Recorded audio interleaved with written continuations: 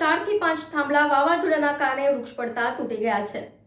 ગ્રામજનો દ્વારા વારંવાર એમજીવીસીએલ અધિકારીઓને જાણ કરતા એમજીવીસીએલના અધિકારીઓ રાઠવા સાહેબે ગ્રામજનોને જણાવેલ કે જ્યાં વધારે નુકસાન થયું છે ત્યાં પહેલા કામ થશે, ત્યારબાદ તમારું કામ થશે।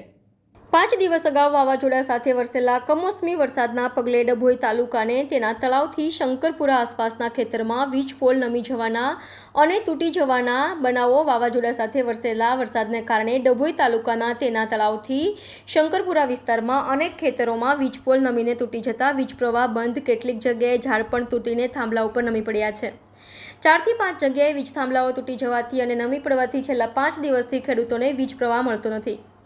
ખેડૂતોના કૂવાઓ સદંતર બંધ હાલતમાં પરિણમ્યા છે। ઉનાળાના સમયમાં ખેતી ઉપયોગ માટે ખેડૂતો પાણી નહીં મળતા નુકસાનીનો ભય, ઢોર પશુઓને પણ ઉનાળાની આકરી ગરમીમાં પાણી વિના ટળવળવાનો વારો। ખેડૂતો દ્વારા વીજ કંપનીને ફોટા પાડી હકીકત જણાવવામાં આવી છે, તેમજ રૂબરૂ પણ જાણ કરવામાં આવી છતાં હજુ સુધી કોઈ જ કાર્યવાહી થઈ શકી નથી। વીજ કંપનીના અધિકારી પૂરતી ગેંગ ન હોવાનું ગાઈ રહ્યા છે ગાણું। સત્વરે થાંભલા ઊભા કરી વીજ પુરવઠો કાર્યરત કરાય તેવી વિસ્તારના ખેડૂતોની માંગ। પવનમાં વાવાઝોડિયામાં પડી ગયેલો છે। સાહેબને પણ રાઠવા સાહેબને પણ ફોન કરેલો છે, હેલ્પર પણ જોઈ ગયો છે, તોય છતાં કોઈ કામ કરવા આવા રાજી નથી। આ જીબીની નિષ્કાળજી બહુ જ છે।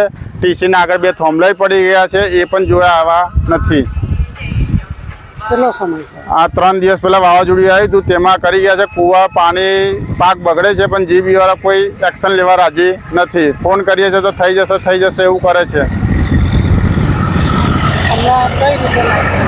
લાઇટ કુએ સહેજ પણ લાઇટ નથી, કુએ માણસો રહે છે તો પાણી પીવા નથી। જે બી રજૂઆત કરવા છતાંય કે એક સાથે વાવાઝોડું આવ્યું છે તો અમે શું કરીએ એવું કહેવાનો જવાબ છે એમનો।